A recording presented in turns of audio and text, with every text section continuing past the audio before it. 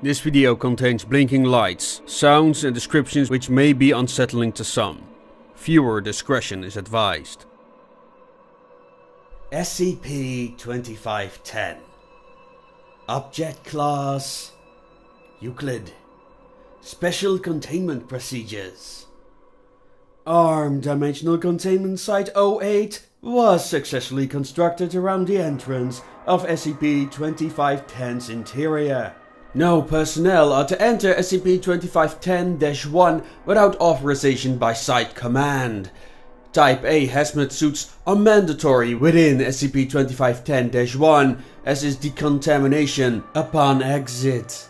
Armed guards are to be in place at all times in order to prevent unauthorized access to the facility. In the event of a security breach by civilians or hostile entities, lethal force is authorized. In the event of security breach from within SCP-2510-1, the on-site nuclear device will be detonated. Armed Dimensional Containment Site 08 is to maintain the facade of a French sky monitoring station. Research staff must include several individuals versed in Linear B, Ancient Automation, Pythagoreanism, and early Church of the Broken God history and doctrine. A disinformation campaign continues to falsify scientific reports, perpetuating the belief that SCP-2510 is strictly a landmass formed by a series of large volcanic eruptions. Special precautions must be taken when exploring SCP-2010's interior. Some sections contain dangerous levels of ionizing radiation. As SCP-2510 cannot be contained in its entirety due to its colossal size, security measures designed to prevent extensive visitations of SCP-2510 and access to its interior are enacted. SCP-2510 is a machine primarily submerged within deep water, geographically known as the Gargulan Plateau. Its current state was created due to accumulative effects of rust, sedimentation, volcanic activity, and large structural deformation of the Earth's lithosphere. Due primarily to damage, SCP-2510 is now non-functional, and its original purpose remains unknown. Reverse engineering has been applied to isolated portions of SCP-2510, with some positive results. This has included the creation of the replication of SCP Anomaly. The interior is composed mostly of a jet black material discovered to be cubic boron nitride with a wurtzite crystal structure. Tubes and wires are visible in between the metal plating, exhibiting a green dim-lit light. 95% of SCP-2510's interior is flooded or too damaged to be directly accessed. SCP-2510-1 is a circular trans-dimensional gateway crafted from the repurposed SCP-2510 parts. The inner ring contains a flower-like pattern with the symmetrical structure of a hexagon. The outer ring is engraved with the symbols Alpha, Beta, Gamma, Delta, and Epsilon in a clockwise direction. SCP-2510-1 unfurls when activated, becoming a doorway to one of several possible environments. SCP-2510-1 draws energy from a still unreachable power source within SCP-2510. SCP-2510-1 is operated via SCP-2510-2. It's one of those again. Very well. SCP-2510-2 is a hydraulis. It's an ancient Greek water organ of sorts, constructed directly across from SCP-2510-1. Just like SCP-2510-1, it is not believed to be an original part of SCP-2510. Engraved on its base is a tetrad, a triangular figure consisting of 10 points arranged in 4 rows. 1, 2, 3 and 4 points in each row, which is the geometrical representation of the 4th triangular number.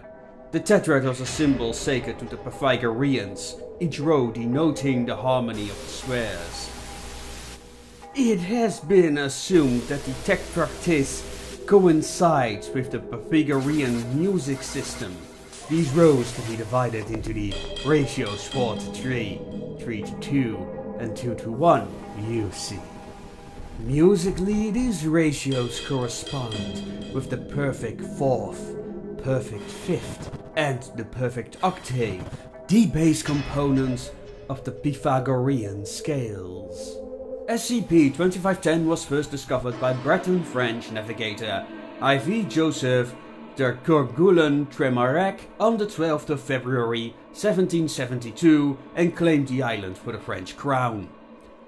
The Foundation became alerted to the true nature of SCP-2510 on the 20th of August 1871 after the discovery of a military report in occupied parts of France detailing an incident involving an auxiliary cruiser Atlantia in late December 1869.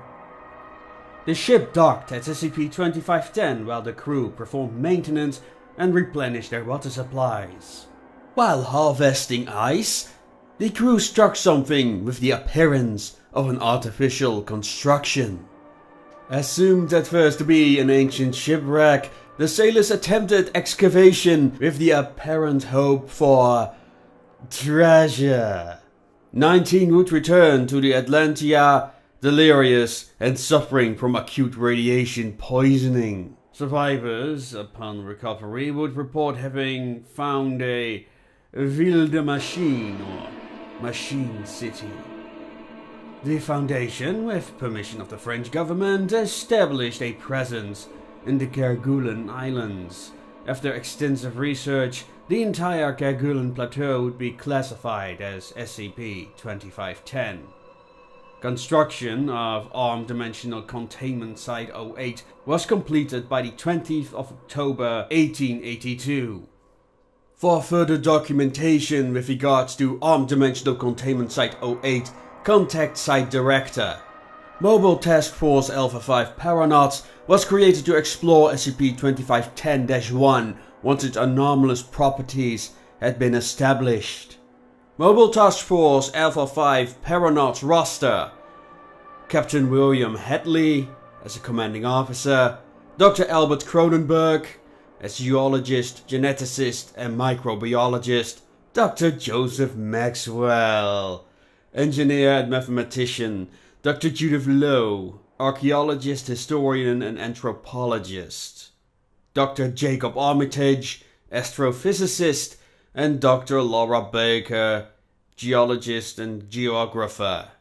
Captain Hadley, Dr. Maxwell and Dr. Armitage were veterans. Due to their significant military training and experience, they were equipped with simple sidearms as a precautionary measure. File SCP-2510-1 Alpha Activation. On the 15th of November 1873, SCP-2510-1 Alpha was activated by the perfect 4th, the 4:3 ratio. Alpha symbol on the outer ring displayed a violet glow, while the inner ring aperture unfolds to reveal a opaque void large enough to enter. Mobile Task Force Alpha-5 Paranauts, a mobile task force trained and equipped for transdimensional exploration, were tasked with an expedition into SCP-2510-1 Alpha. Equipment designed for the supply of breathable oxygen and the elimination of carbon dioxide, maintain stable internal pressure, and protect against hazardous material and inhospitable environments. Suits are tethered to both light support systems and radio cables, limiting mobility. SCP-2510-1 Alpha Exploration Log starts now. How do you read, Site Command? We read you loud and clear. What do you see? First off, my lungs didn't explode. We're on land. Dusty and grey, totally barren. Not much to see. Not a sign of life. Stars are visible though. Armitage, provide an astronomical report. Anything of note? Roger. It was one of the first things I noticed. Only thing that seemed in place. Explain. Astronomical alignment coincides with Earth. I'd say we're somewhere near the equator, but I can't verify this without more data. Understood. Photograph everything, no matter how mundane. Captain? We hear ya. You've all got about 12 meters of slack. Keep this in mind when exploring. Baker, get a read on the land. Bring back a few samples. Copy that. Low, Cronenberg, how are you two holding up? Fine. Although I'm not exactly sure why I'm here. Wunderbar. Einfach wunderbar. We're walking blind here. Could have been little green men on the other side for all we know. Low, keep an eye out for anything artificial. Oh, and Cronenberg, no fucking sass. Doesn't sound like there's much life here, so keep an eye on the life support. Maxwell, work with Cronenberg. You've got an hour. Make it worth your while. Post-operation report. First I'd like to speak freely. Our first portal jump was a success, albeit rather anticlimactic looking back on the transcript. Relatively successful data recovery. Soil sample, according to Baker, was shown to be devoid of nutrients. Cronenberg confirmed the complete lack of life. If this was Earth, none of us can say what exactly happened to it. Whatever happened, not even bacteria survived. Maybe a case of a XK class scenario, a doomsday conclusion without explanation. In other words, we got the corpse but not the murder weapon. This was Captain William Hadley. SCP-2510-1 Beta Activation. On the 29th of November 1873, SCP-2510-1 Beta was activated by the perfect unison, or 1-to-1 ratio. The beta symbol on the outer ring displayed a violet glow, while the inner ring aperture opens. Mobile Task Force Alpha 5 Paranauts enters the aperture with the equipment and the procedure identical to that of previous expeditions. A live video transmission was deemed acceptable, manned and operated by Dr. Maxwell. How do you read Site Command? We read you loud and clear. Receiving video feed. Significant interference. Your eyes will still have the best viewing. We're trying to clean up the video later. Copy that. Area looks to be artificially constructed. Superficially resembles a subway tunnel. Honestly, I think we exited from a washroom. Bloody disgusting in there. Saw a few humans. Tend to ignore us and keep to the shadows. They looked pretty sick from the real few glimpses I've had. We've received readings. Air seems polluted but breathable. Pressure looks to be normal. Temperature might be a bit chilly but tolerable. Alter life support to air filtration and feel free to remove the heavier equipment. Keep 2 attached and equipped. Maxwell and Armitage, hold the portal. The rest of you get properly mobile and see what you can find. We're ready. We'll rendezvous here in 2 hours. Maxwell will keep you updated. Then we'll compile our reports. Copy that. Godspeed. Maxwell, keep filming. Still trying to find any discrepancies. Look for any writing, billboards, graffiti, so on. Copy that. No billboards, as far as I can see. Plenty of writing. I'd call it graffiti, but it just coincides with the architecture too well. See what I mean? Can't make sense of it on our side. What do you think you see? You know, that is the strangest part. I thought we were in an underground station, but no real tracks, surface of the floor and walls, a red brick and cement, but there's a glossy reflection, like everything is moist and slimy. Well, then again, it's not much different from the London underground. Hold, we've got vibrations. Locals are gathering at the edge of the platform. Holy shit! Losing you. What do you see?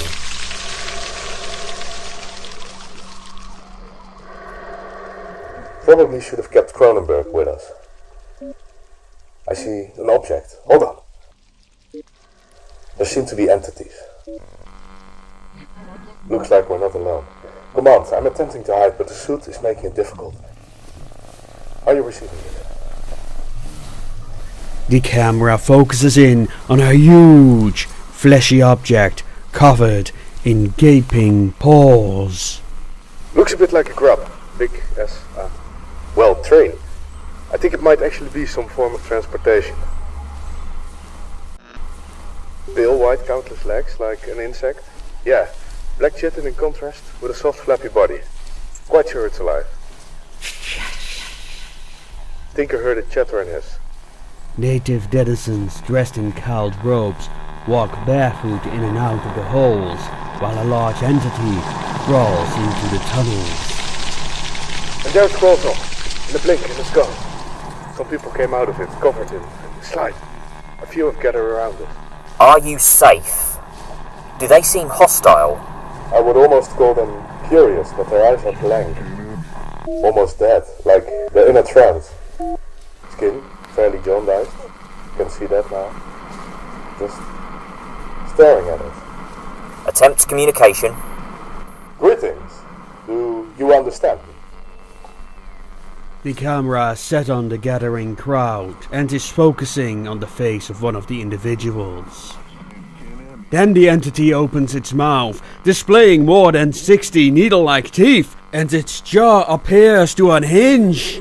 Then the entity proceeds to vocalize a screech, and all other creatures fall into a quadruple gate and scatter into the darkness. Maxwell, do you read me? Report! Yeah, Jesus Christ. They look human. Still think they are. They're gone now. Think it covered our equipment in saliva. We'll gather a sample upon return, then get you all cleaned up. Hold your ground. Get out as soon as the team regroups. Copy that. Post-operation report. Felt like we were being watched the entire time, even when we were certain no one else was around. We reached the surface, discovered an entire hive teeming with life. There were black banners adorned with yellow symbols. Almost looked like a spiral of some kind. Low said it felt familiar but couldn't really recall where she saw it before. We avoided direct contact with the natives. It was something about their unblinking staring, like they had a few missing cogs in their head. Didn't want to catch whatever sickness they had either. Cronenberg said the DNA samples from the spit was mostly human. Most of the buildings were cement and featureless. The taller structures appeared to be shaped from one seamless organic material. These spires were reaching up all the way into the hazy sky, so I can't say how tall they were. Low translated some of the words on the walls.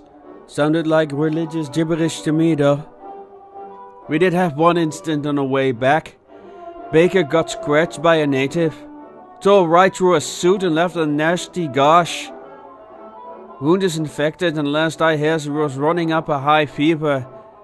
I don't think she'll be joining us on our next expedition. Armitage and Maxwell lost some hearing, but they're good to go. Captain William Hadley out. SCP-2510-1 Gamma activation. On the 6th of December 1873, SCP-2510-1 Gamma was activated by the Perfect Fifth. The Gamma symbol on the outer ring displayed a violet glow, while the inner ring aperture opens. Mobile Task Force Alpha 5 Paranauts entered the aperture minus Dr. Baker, still in critical condition. How do you read, Site Command? We read you loud and clear. Receiving video feed.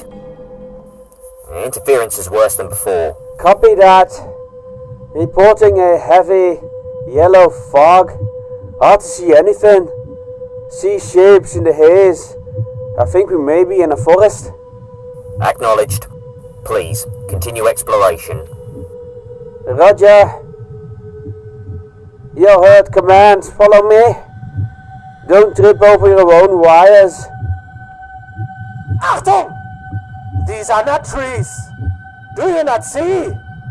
Focus camera. Cronenberg, what are you thinking? Gnarled like roots, yes? But soft to touch. This is when the camera focuses in on the object in question. While as thick and tall as a tree, it does not appear to be flora. The camera moves in to reveal the silhouettes of similar organisms in the distance. Disgusting. Looks like sinewy intestines. Mine thoughts exactly. But where does it touch? We are getting some noise on your side. Do you hear anything?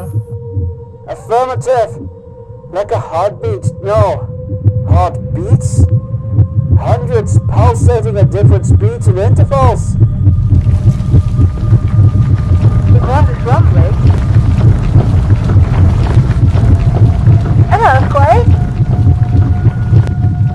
The organic tendril pulls from the ground, revealing a chitinous proboscis with several wiggling tongues before retreating skyward. God! Oh, it's like you're getting wood. I'm not even sure if this is so in your future.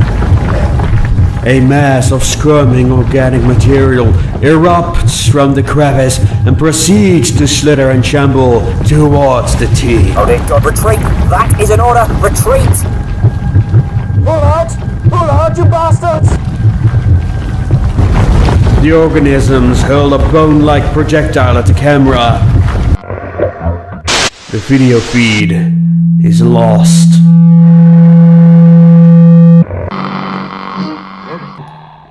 Post-operation report. We got out alive. Unscratched. Armitage is a wreck though. Can't say I'm much better.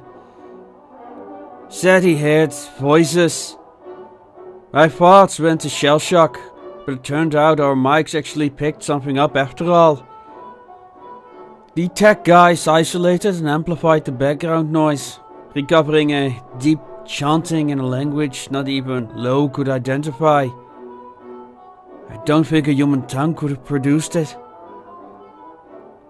The air was sickly yellow, reeked of sulfur. Probably wasn't breathable. We retrieved a DNA sample from Cronenberg's glove. The results, you ask? Mostly human. Captain Hadley, out. SCP-2510-1 Delta activation. On December 10th, 1873, SCP-2510-1 Delta was activated by the perfect octave, ratio 2:1. The Delta symbol on the outer ring displays a violet glow, while the inner ring aperture opens. Mobile Task Force Alpha 5 Paranauts were to enter the aperture minus Dr. Baker, at the time in critical condition. SCP-2510-1 Delta sealed shut at the moment Captain Hadley entered, severing him from life support systems and radio contact. SCP-2510-2 was used to play the perfect octave, SCP-2510-1 failing to respond. Attempts at rescue proved unsuccessful.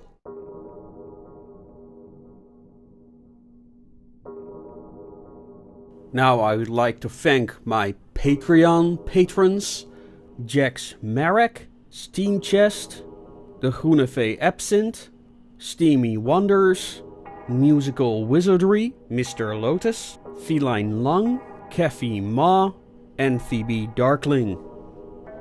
If you want a personal thank you at the end of our episodes, please support us on Patreon. Till next time.